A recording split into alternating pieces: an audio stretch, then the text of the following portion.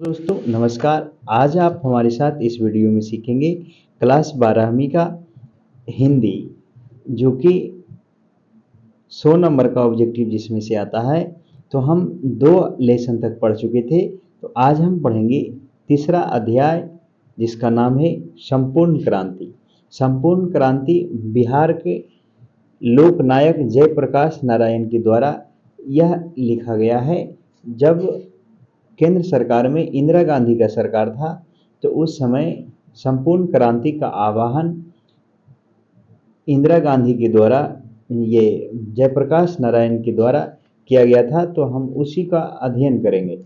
तो आप हमारे साथ इस वीडियो में अंत तक बने रहेंगे, तो आपको ये अच्छी तरह से समझ में आएगा। तो आइए हम शुरू करते हैं।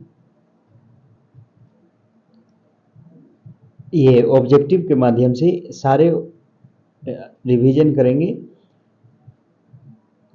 पहला सवाल है, लोकनायक के रूप में कौन प्रसिद्ध हुए? तो लोकनायक के रूप में किसको जानते हैं? तो याद रखना है, लोकनायक जयप्रकाश नारायण को कहा जाता है। इसका सही जवाब हो जाएगा जयप्रकाश नारायण। आगे बढ़ेंगे। दूसरा नंबर सवाल है, 1974 ईस्वी में जब इंदिरा गांधी जब संविधान का अतिक्रमण कर रहा था, तो उस समय जयप्रकाश नारायण ने किस आंदोलन का नेतृत्व किया था? ऑप्शन है मुंडा विद्रोह का, किसान आंदोलन का, 1857 आंदोलन का, छात्र आंदोलन का। तो जेपी आंदोलन के नाम से जानते हैं, छात्र आंदोलन का। इसका सही जवाब हो जाएगा छात्र आंदोलन का। इसको याद रखना है, छात्र आंदोलन। अगला सवाल होगा 3 नंबर। तीसरा नंबर सवाल है, 1974 ईस्वी में छात्र आंदोलन का नेतृत्व किसके द्वारा किया गया था?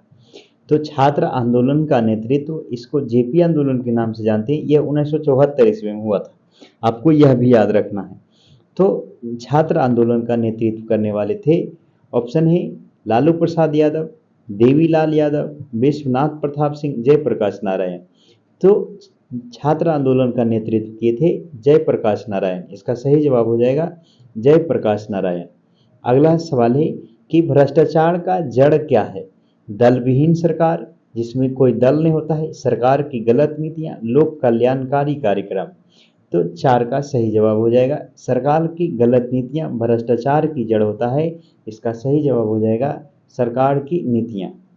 आगे बढ़ते, दल विहीन लोकतंत्र के विचार का मुख्य राजनीतिक सिद्धांत क्या है? तो दल विहीन लोकतंत्र की भ्रष्टाचार का मुख्य राजनीतिक सिद्धांत बताना है। तो 4 का सही जवाब हो जाएगा 5 का सही जवाब होगा option B, option A, Sarvodaya. इसका सही आंसर है सर्वोदय। आगे बढ़ते, संपूर्ण क्रांति का नारा किसके द्वारा दिया गया था? तो संपूर्ण क्रांति का नारा दिया गया था, वह जयप्रकाश नारायण के द्वारा दिया गया था। अगला है, जयप्रकाश नारायण का जन्म कब हुआ था? जयप्रकाश नारायण का जन्म कब हुआ था, ये बताना है, याद रखना है आपको। 11 अक्टूबर 1902 ईस्वी को जयप्रकाश नारायण का जन्म हुआ था। अगला सवाल है, जयप्रकाश नारायण को समाज सेवा के लिए 1965 ईस्वी में पुरस्कार मिला था, वह कौन पुरस्कार मिला था? तो 8 का सही जवाब होगा ऑप्शन 3, मैग्सेसे पुरस्कार। इसको रमन मैग्सेसे पुरस्कार कहते हैं। इसका सही जवाब होगा मैग्सेसे पुरस्कार। अगला है, डेमोक्रेसी अर्थात लोकतंत्र का दुश्मन कौन है? तो डेमोक्रेसी का दुश्मन कौन है, ये बताना है। तो 9 का सही जवाब होगा ऑप्शन डी, जनता के शांतिपूर्ण कार्यक्रमों जो बाधा डालते, जनता की गिरफ्तारियां करते, अकारण जनता पर लाठियां और गोलियां चलाते हैं, ये डेमोक्रेसी का ही दुश्मन है। इसका सही जवाब हो जाएगा उपर्युक्त सभी। आगे बढ़ते, जवाहरलाल नेहरू और जयप्रकाश नारायण के बीच में मतभेद कौन सी बातों को लेकर के था?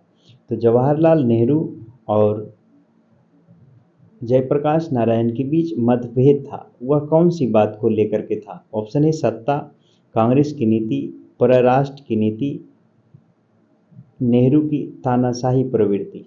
तो 10 का सही जवाब होगा ऑप्शन 3, परराष्ट्र की प्रनीति को लेकर करके नेहरू और जयप्रकाश नारायण के बीच में मतभेद था। भारत में आपातकाल कब लागू किया गया था? आपको ये बात याद रखना चाहिए कि 11 का 1977 ईस्वी में भारत में आपातकाल लगाया गया था इंदिरा गांधी सरकार के द्वारा। आगे बढ़ते, जयप्रकाश नारायण को किसका दलाल कहा जाता है?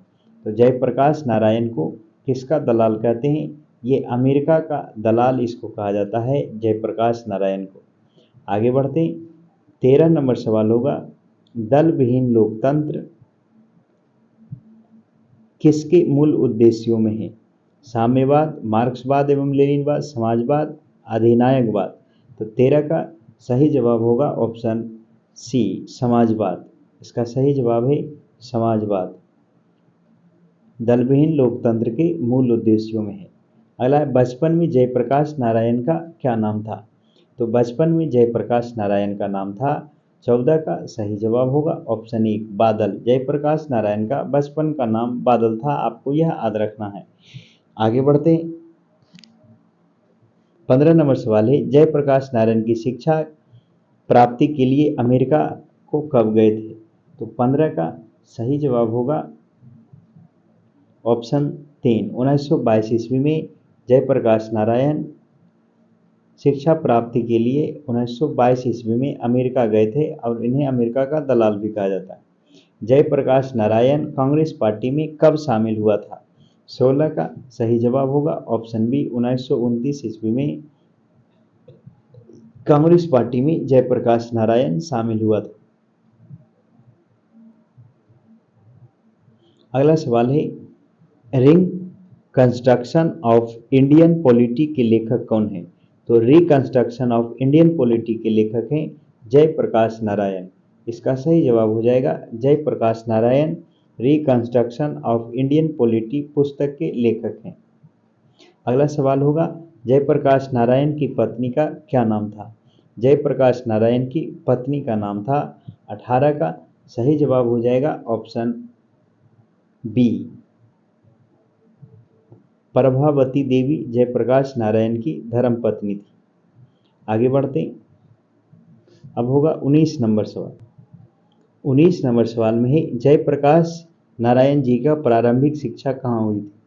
घर पर, स्कूल में, कॉलेज में, ननिहाल में।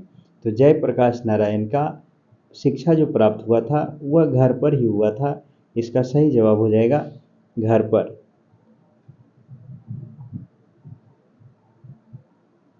20 नंबर सवाल है, उच्च शिक्षा के लिए किस देश को गए थे जयप्रकाश नारायण?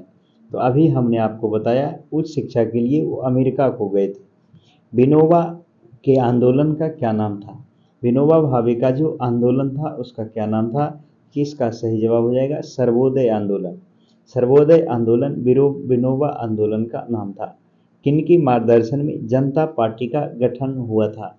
22 का सही जवाब होगा ऑप्शन सी, 23 नंबर में 22 का जयप्रकाश नारायण के नेतृत्व में जनता पार्टी का गठन किया गया और यह सरकार में भी आई थी। संपूर्ण क्रांति क्या है? यह जो चैप्टर आप पढ़ रहे हैं हिंदी में जो लिखा गया है यह क्या है? तो 23 का सही जवाब हो जाएगा संपूर्ण क्रांति एक भाषण है। आगे बढ़ते, जयप्रकाश नारायण का जन्म कहाँ हुआ था? ऑप्शन है बलिया में, सिताब दियारा, राघोपुर दियारा, छपड़ा में। तो जयप्रकाश नारायण का जन्म वह हुआ था बिहार की सिताब दियारा में। इसका सही जवाब हो जाएगा बिहार सिताब दियारा।